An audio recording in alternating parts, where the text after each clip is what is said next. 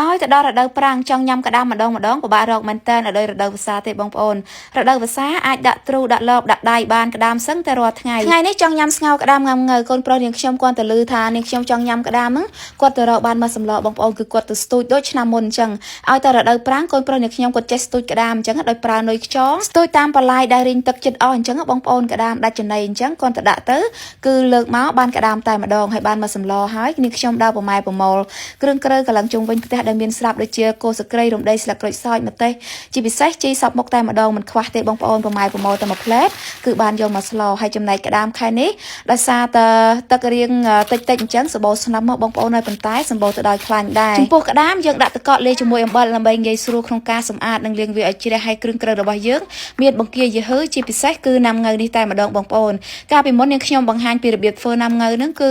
ប្រើអត់បានមួយខែទេបងប្អូនហើយឥឡូវបានមកកដងទូចនេះមិនដឹងជាបានប្រហែលថ្ងៃទៀតទេ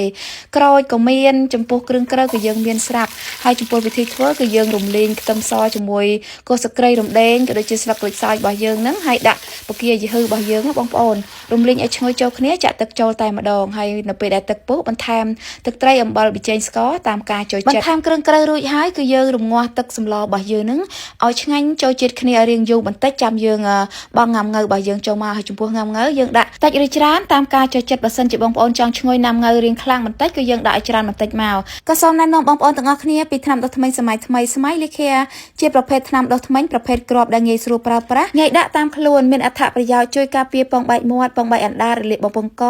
ឬក៏ហើមអញ្ចាញធ្មេញរលាកអញ្ចាញធ្មេញឬឈឺធ្មេញហើមធ្មេញឈាមធ្មេញជាដើមដែលជាផលិតផលថ្មីរបស់ក្រុមហ៊ុនសោភាផ្សារធម្មជាតិ24ចំពោះវិធីប្រើយកមួយគ្រាប់ទំពាយកច្រាស់30ដុសហើយបៀមទុកក្នុងមាត់1នាទីបន្ទាប់មកខ្ពុលមាត់ចេញគឺជាការស្រេចស្មៃលីខាគឺជាប្រភេទថ្នាំដុសធ្មេញថ្មីដែលអាចជំនួសទឹកខ្ពុលមាត់បានដែលបងប្អូនអាចរកទិញបាននៅក្នុងពេទ្យផ្សារធម្មជាតិ24បន្ទាប់ពីទឹកសម្លរបស់យើងបានពុះឆ្អិនឆ្ងាញ់ហើយបងក្តាមមកយើងចូលតែម្ដងហើយក្តាមខែនេះនៅសម្បូរខ្លាញ់អញ្ចឹងគាត់ទៅដាក់ឲ្យដាក់ឡើងត្រាតែម្ដងបងប្អូនដាក់ក្តាមចូលក្នុងទឹកសម្ល1នាទីគឺយើងបង់ជីបានហើយដើម្បីកុំឲ្យក្តាមរបស់យើងនឹងមានរសជាតិសង្ងាមនៅពេលដែលញ៉ាំបងប្អូនអាចបន្ថែមក្រូចឆ្មាស្រស់តាមការចូលចិត្តបានឥឡូវម្ហូបមួយមុខនេះក៏បានឆ្អិនរួចដែរបងប្អូនគឺស្ងោរក្តាមជាមួយនឹងង៉ាំងើមិនថាបាយកកបាយក្តៅទេបងប្អូនដឹងតែបាយកោសឆ្នាំងតែម្ដង